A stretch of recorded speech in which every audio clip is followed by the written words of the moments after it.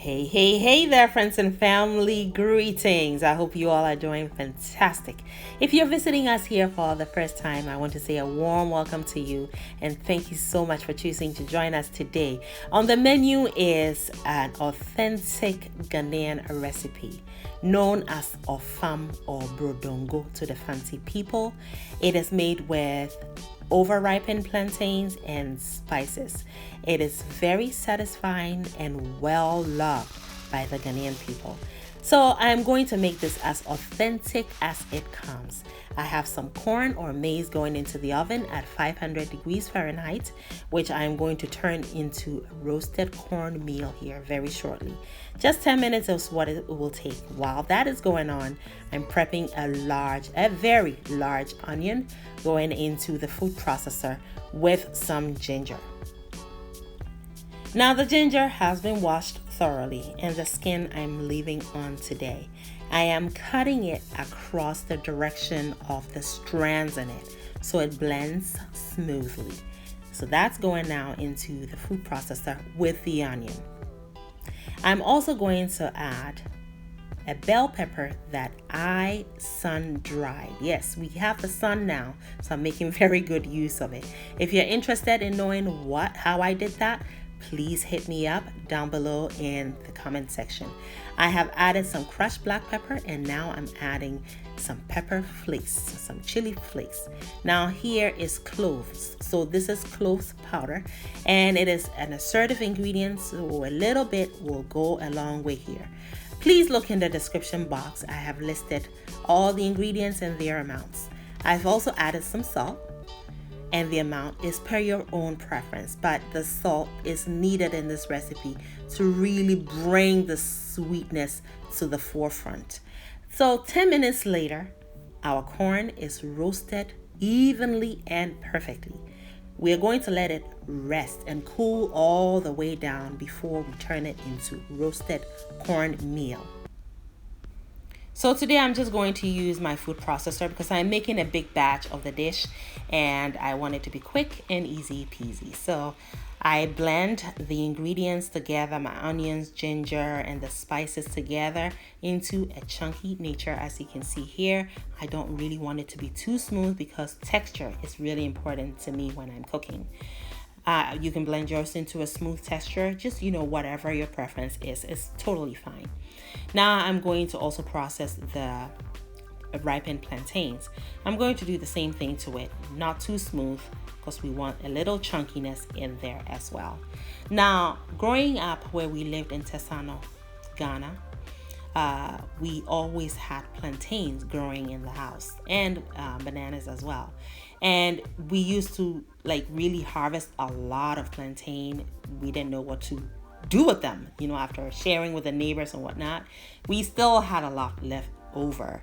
And they were left to ripen, and you had to think very quickly on your feet what to do with them once they ripened because they didn't give you much time to think, really. So my mom would turn them into my father's favorite dish, which is brodongo, and now has become my husband's favorite dish as well. So we made brodongo a lot back when I was a child. There was always brodongo in the house. So here are the roasted corn.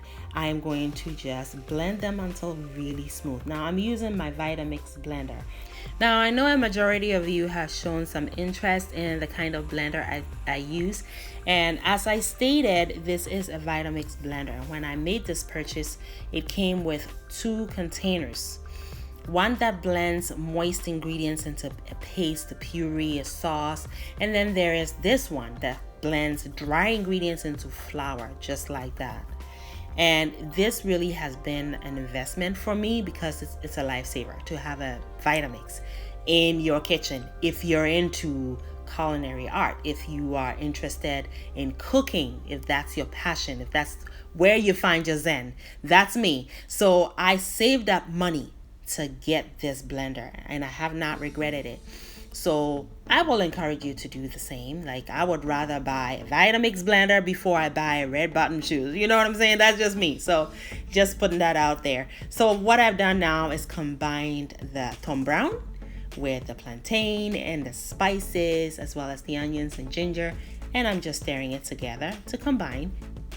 And when the mixture is evenly combined, you're going to drizzle in some palm oil. Now the palm oil is spiced and known as zomi. It's available on Amazon, like in different brands. You can find it also at your nearest African store. Like, this is a very easily accessible ingredient. All right, now we poured a little bit in there, and it's going to completely transform the texture of the final outcome. So I would like you to think of the palm oil as what butter would do in vanilla cake, just for instance, just for an example, right? It brings that moist factor and also brings something special in terms of the taste and aroma because it's spiced. So it is an ingredient, essential one. You need it in here to call it authentic. All right, and we really want to bring the authenticity today. Like, we don't want to drift too far away from how our forefathers made this, especially where I'm from in Ghana, the Fanti people. So we have smeared some more of the palm oil into our loaf pans, and yeah, you can tell I made quite a lot because I didn't have, I ran out of loaf pan, so I then had to use my round cake pan. So that goes in there. That's also been coated with the palm oil. It's ready now to go into the oven. We're going to bake at 350 degrees Fahrenheit for 1 hour, 25 minutes. That's how long it took me to bake this, because I made a lot. All right, the more you have in the oven, the longer it takes to bake. All right, so my oven has already been preheating at 350 degrees Fahrenheit. So there goes the first batch, and I placed it in the middle rack, and the second batch goes underneath it. So the first batch baked first, obviously. So after an hour and 25 minutes at 350 degrees Fahrenheit, the one on the top and the middle rack baked first. It was done baking. I took that out and gave the second one an extra 10 minutes, and that was done as well. There you have it. See all the caramelization that occurred on the top? That's all from the sugars in the over-ripened plantain. See what you can do with your over-ripened plantain. Our Ghanaian forefathers, whoever invented this recipe, is beyond genius to me.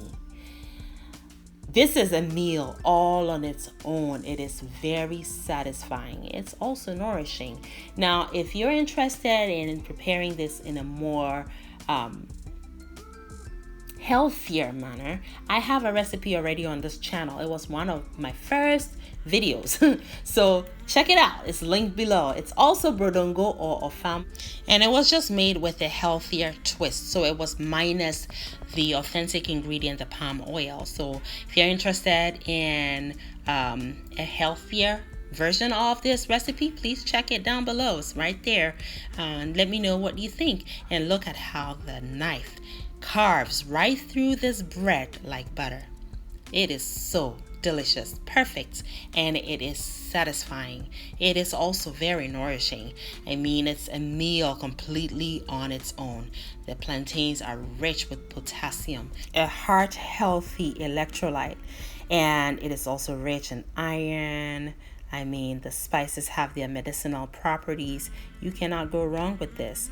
This is one of my father's favorite dishes. We always had brodongo at home. It goes well with black-eyed peas or bean stew. It goes well all on its own with some roasted peanuts. That is the most preferred way of enjoying this dish. And with some sobolo on the side or any refreshing drink to wash it right down. Just take a look at the textures here.